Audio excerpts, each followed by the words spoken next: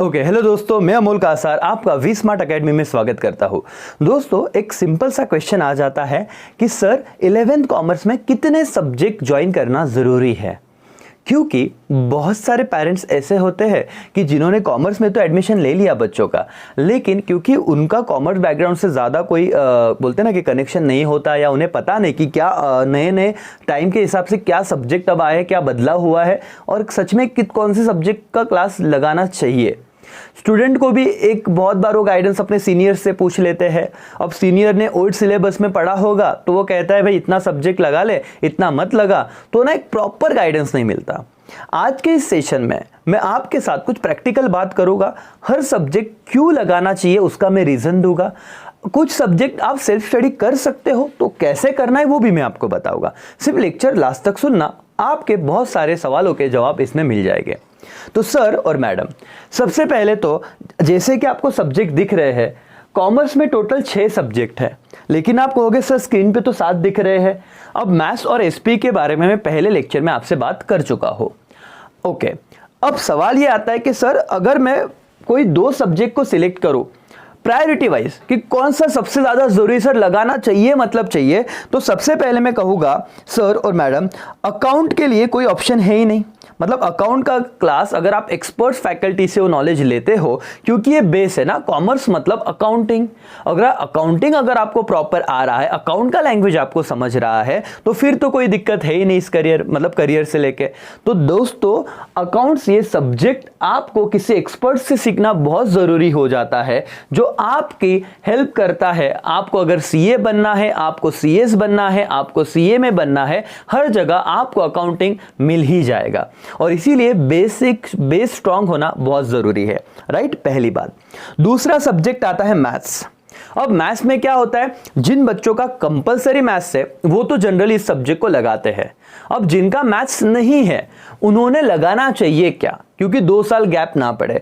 तो इससे रिलेटेड जो आपके डाउट है, हमारा और एक वीडियो है जो करण सर ने बनाया हुआ है, जो वी स्मार्ट में मैथ्स के एक्सपर्ट्स फैकल्टी है, वो आपको बताएंगे कि क्यों आप 11th में या 12th में मैथ्स मतलब लेना चाहिए आपने, और बहुत अच्छे से उन्होंने एक्सप्लेन किया हुआ है उस वीडियो में, तो वो जरूर देखिएगा। तो मैंने यहाँ पे प्रैक्टिकल जो 2 सब्जेक्ट थे, अकाउंट्स के बारे में कहा, मैथ्स के बारे में आपको करण सर के लेक्चर में डेफिनेटली सारी बातें बहुत अच्छे से समझ जाएगी। नाउ 2 सब्जेक्ट बताए कहां पे जरूरत होती है। अब मैं उन 2 सब्जेक्ट पे जाता हूं जहां पे क्लास की बिल्कुल भी जरूरत नहीं होती, वो आप सेल्फ स्टडी पे कर सकते हो, और उसका रीजन भी है।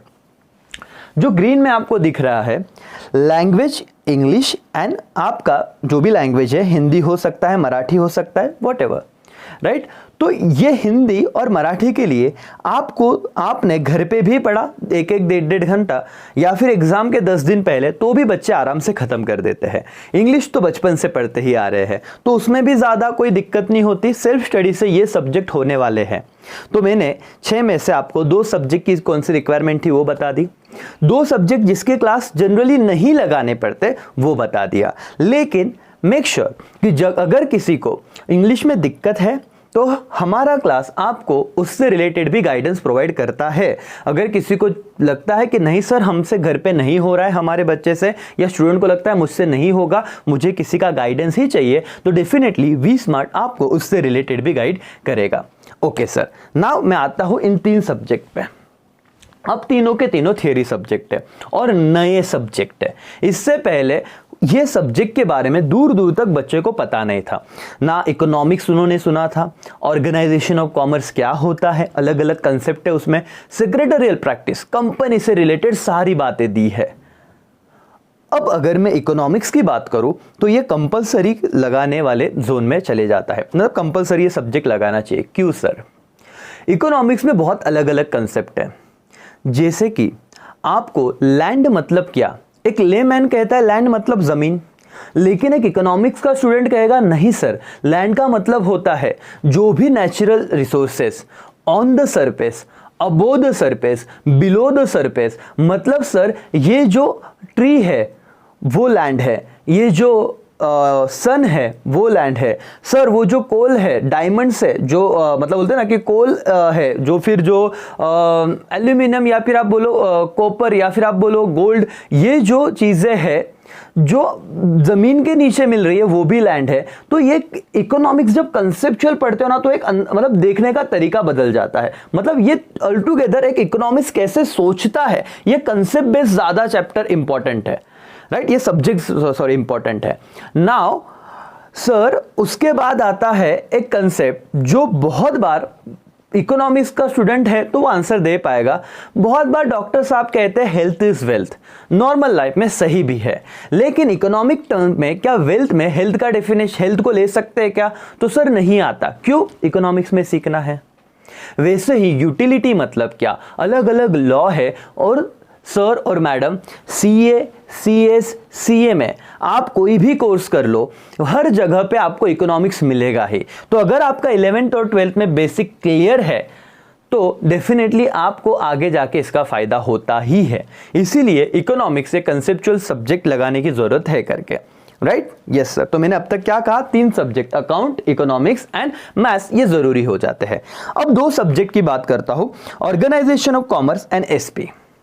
अगर मैं एसपी की बात करूं, अब एसपी किन्हें होगा, किन बच्चों का होगा? जिनको मैथ्स नहीं मिला उनको एसपी रहने ही वाला है।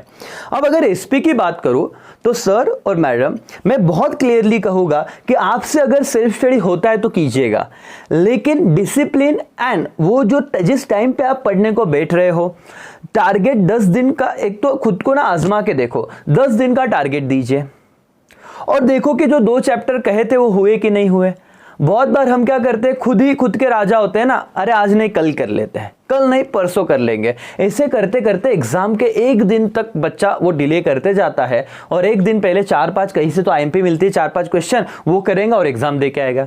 फिर 100 में से मिल जाएंगे 40-50 मार्क्स। तो दोस्तों क्या ये मार्क्स के लिए ही हम पढ़ रहे हैं? क्या वो 4 क्वेश्चन ही पढ़ने थे? तो पर्पस क्या हुआ? एसपी अगर आपको समझा ही नहीं, अगर आपके दिमाग में घुसा ही नहीं, तो आगे जाके आप अगर जब किसी को गाइडेंस देना है, किसी को आपको सजेस्ट करने, कुछ बात बतानी, आप कैसे बता पाओगे? तो वापस एक बार डिसिप्लिन का बहुत इंपॉर्टेंट रोल है। एंड एसपी सेक्रेटरियल प्रैक्टिस, बहुत सारे कंपनी से रिलेटेड टर्म्स है। अगर आप दिन के 2 घंटे दे सकते हो डेली खुद, तो मैं तो कहता हूं क्लास मत लगाइए। लेकिन आपको लगता है कि नहीं सर हमें किसी एक्सपर्ट से समझ लेना है, नए नए बहुत सारे टर्म है, लेकिन कब समझेगा? जब आप एटलीस्ट एक बार पहले पढ़ो तो भी। सर सीनियर से पूछा, इससे पूछा, भाई उसका व्यू अलग होगा, उसका दिमाग अलग तरीके से काम करता होगा, शायद उसको बैकग्राउंड, उसको इंटरेस्ट आता होगा सब्जेक्ट में, इसलिए उसे समझ रहा था, शायद आपको ना समझे, या हो सकता है किसी ने बोला क्लास लगा ले, आपने पढ़ा आपको समझ जाए। दोनों सिनेरियो हो सकते हैं। एटलीस्ट आप पहला दूसरा चैप्टर पढ़िए और आपको उस मोमेंट पे लगता है कि नहीं हमसे शायद नहीं हो रहा है, हमको एक प्रॉपर गाइडेंस की जरूरत है, हमसे किसी को करवा लेने की जरूरत है, तो दोनों सब्जेक्ट में ओसी एंड एसपी में मैं यही कहूंगा कि आप पहले ट्राई कीजिए। आपको नहीं समझ रहा है, हमारे पास इसके भी लेक्चर्स अवेलेबल है और तभी आप क्लास लगाइए। क्योंकि जब कोई टीचर आपको एक सब्जेक्ट पढ़ाता है, उसका जो एक्सपीरियंस है, वो सब्जेक्ट को देखने का तरीका है, और एक इंटरेस्ट क्रिएट हो जाता है उस पर्टिकुलर सब्जेक्ट में। आई होप आपको बात समझ रही है। और जब वो टेस्ट रखते हैं तो एक 2-3 महीने में एक शेड्यूल होता है प्रॉपर टेस्ट का, राइट। फुल लेंस होती है, चैप्टर वाइज टेस्ट होते हैं, फुल लेंस होते हैं, और बच्चों का प्रैक्टिस होकर चीजें खत्म हो जाती है। इसीलिए आपको क्लास लगाना यहाँ पे हेल्पफुल है। और मैं तो कहूँगा कि ये इन्वेस्टमेंट है। हम बचपन में बहुत 11th फर्स्ट स्टैंडर्ड से लेकर 10th तक हमने बहुत क्लासेस किए, ऑलमोस्ट हर सब्जेक्ट का क्लास लगाता था। तो क्यों हम 11th में आके सोचते क्यों 2 ही सब्जेक्ट लगाए? तो यहाँ पे ये तो आपका बेस है, यहाँ पे तो फर्स्ट टाइम आपको सारे सब्जेक्ट मिल रहे हैं। तो इसीलिए अगर हो सके तो ये 2 सब्जेक्ट छोड़ के 3 अगर मैं प्रायोरिटी सेट करूं, अकाउंट, इको, मैथ्स जरूरी है, और उसके बाद ओसी और एसपी ये लगाना चाहिए वैसे तो। लेकिन फिर भी आप अपने आप को एक बार समझो, एक बार पढ़ के देखो, नहीं समझ रहा है तो यहाँ पे सारे लेक्चर अवेलेबल है।